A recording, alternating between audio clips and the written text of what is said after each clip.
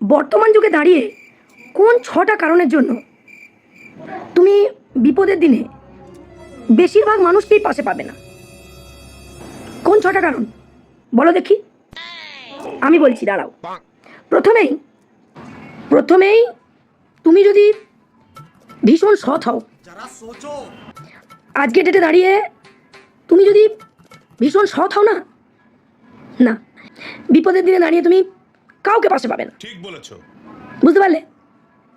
দ্বিতীয়, তুমি যদি সুযোগ বুঝে গিরগিটি হতে না পারো, মানে রং পাল্টাতে না পারো আর কি, তুমি বিপদের দিনে কাউকে পাশে পাবে না।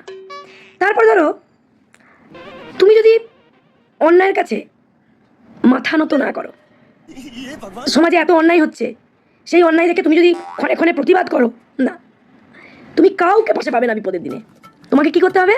তোমাকে অন্যায়ের কাছে নত স্বীকার করতে হবে, মাথা নত করতে হবে, তবে গিয়ে তুমি বিপদের দিনে বেশিরভাগ মানুষকেই পাশে পাবে। বুঝতে পারছি? 4 নম্বর হচ্ছে, তোমার কাছে যদি কোনো পাওয়ার না থাকে, মানে কোনো ক্ষমতার দাপট যদি তোমার না থাকে না, আজকে ডেটে দাঁড়িয়ে তুমি বিপদের দিনে কাউকে পাশে পাবে না, কাউকে পাশে পাবে না তুমি বিপদের দিনে, এই আমি বলে দিলাম।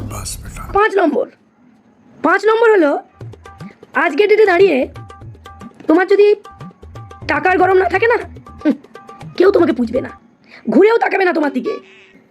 বিপদের দিনে পাশে পাওয়া তো অনেক দূর কি বাত। নিঃসন্দেহে তুই ঠিক কথা বলেছিস।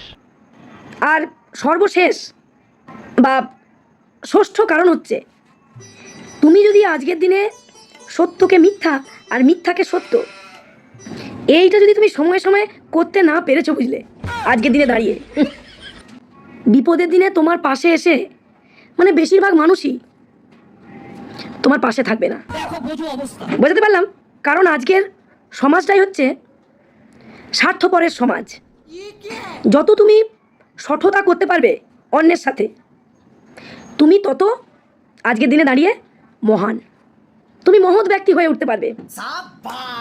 বুঝতে পারলাম? তো চলো, আজকে এইটুকুই, আবার কালকে দেখা হবে। টাটা।